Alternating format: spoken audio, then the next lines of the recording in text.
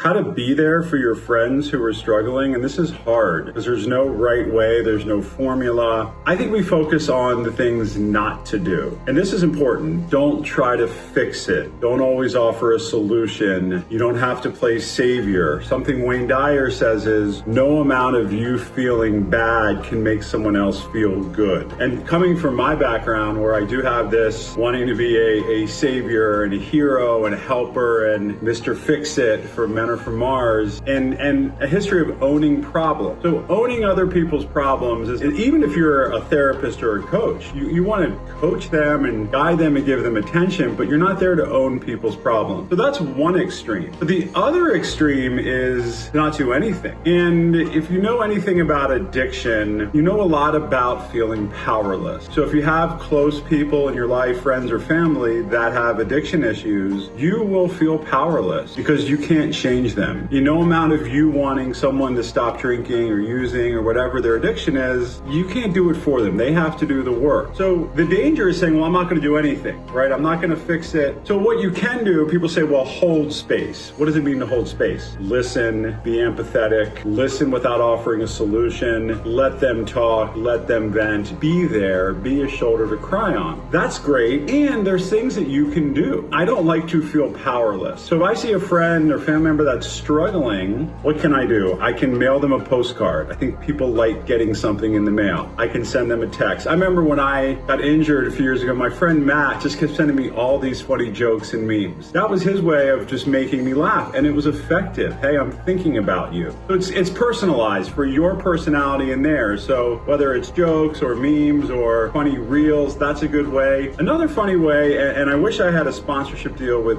Goldbelly, I don't.